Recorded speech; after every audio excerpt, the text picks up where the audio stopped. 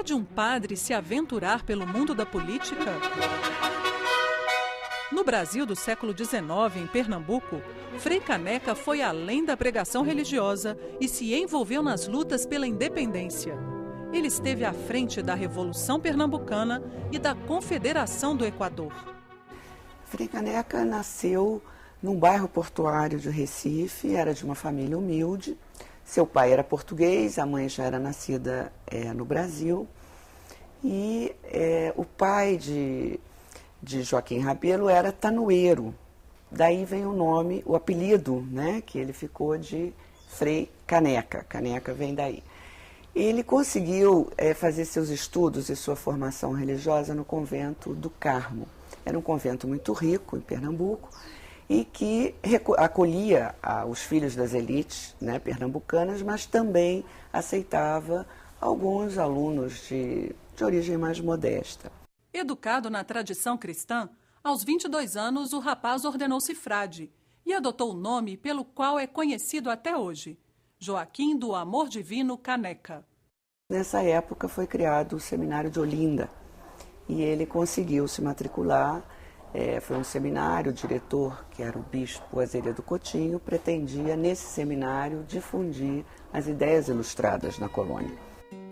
A mudança da corte portuguesa para o Brasil alterou profundamente as relações entre o Rio de Janeiro e as demais províncias, sobretudo do Norte e do Nordeste. Em Pernambuco, a crença de que as relações estavam desequilibradas foi motivo para uma conspiração em 1817. Os pernambucanos reclamavam da cobrança abusiva de impostos para sustentar a corte no Rio de Janeiro. Entre os descontentes, os militares eram os mais revoltados. Para sufocar a crescente insatisfação, o governador da província decretou a prisão dos conspiradores. Esse foi o estopim para a Revolução Pernambucana. Domingos José Martins, Gervásio Pires e outros intelectuais formaram um grupo para depor o governador português.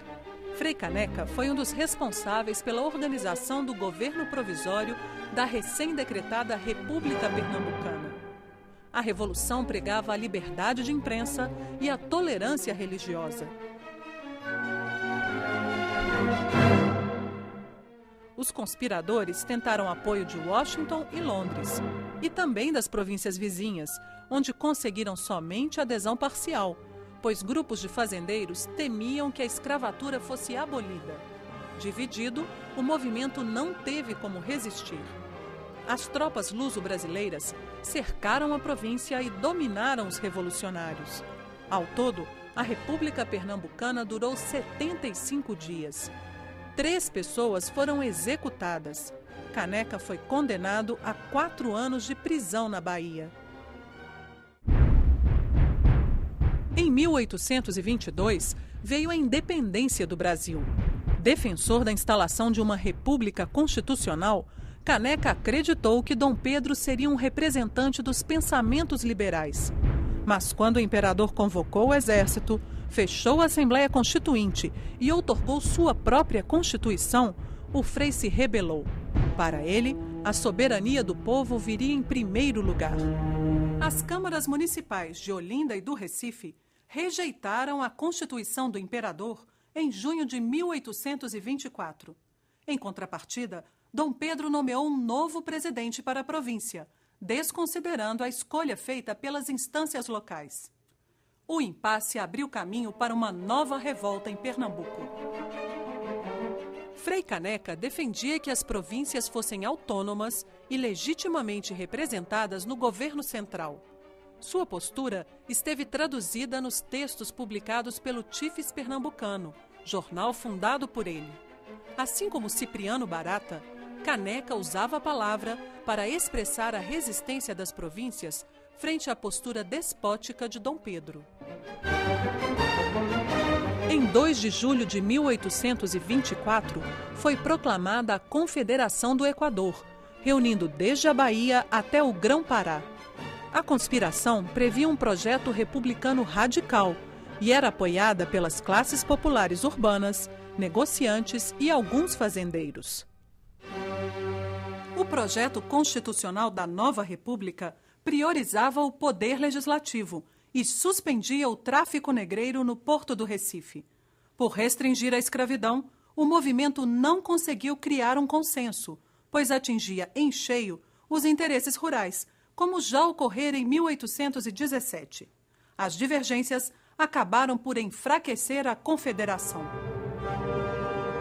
Dom Pedro determinou o bloqueio do Recife por uma esquadra, ao mesmo tempo em que tropas invadiram a província por terra.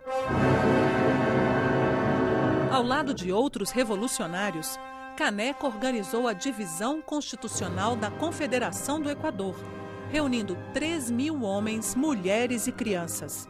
O grupo empreendeu marcha em direção ao Ceará, mas recuou antes de atingir o destino. Derrotado, o movimento conspiratório se dissipou. Frei Caneca fugiu para o Ceará, onde foi preso. De lá, foi conduzido para o Recife e condenado à forca. A execução foi conturbada, pois o carrasco se recusou a enforcar um frade. Despojado das ordens religiosas, Caneca foi fuzilado em 23 de janeiro de 1825, na Fortaleza das Cinco Pontas. Sei que traçar no papel é mais fácil que na vida. Sei que o mundo jamais é a página pura e passiva. O mundo não é uma folha de papel receptiva. O mundo tem alma autônoma, é de alma inquieta e explosiva. Mas o sol me deu a ideia de um mundo claro algum dia.